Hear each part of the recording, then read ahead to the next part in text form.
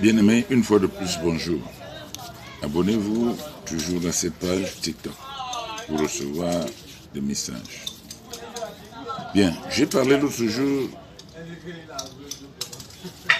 et j'ai dit que la délivrance de l'homme, la guérison de l'homme, la libération de l'homme que Dieu a faite, a été faite pour que l'homme soit une bénédiction pour les autres, pour que l'homme change des vies, pour que l'homme apporte la joie dans les vies des autres.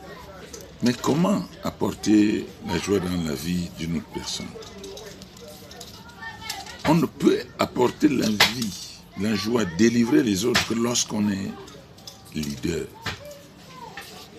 Alors, être leader est différent d'un chef. Les chefs commandent. Les chefs regardent leur autorité. Les chefs regardent leur domination, leur pouvoir sur toi, sur les hommes et sur les autres. C'est pourquoi les chefs sont orgueilleux. Ils imposent. Un enfant de Dieu qui impose,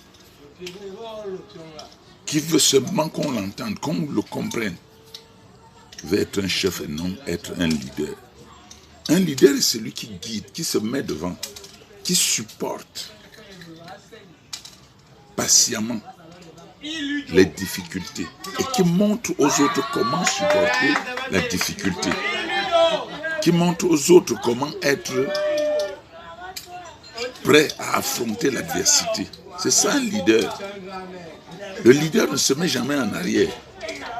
Mais les chefs se mettent en arrière, ils vous disent allez, ils n'y vont même pas. Parfois, ils ne viennent même pas regarder comment cela est en train de se passer. Or, le leader est toujours prêt. Et j'ai toujours dit, nous avons un problème en Afrique, nous n'avons pas de leader, nous avons des chefs.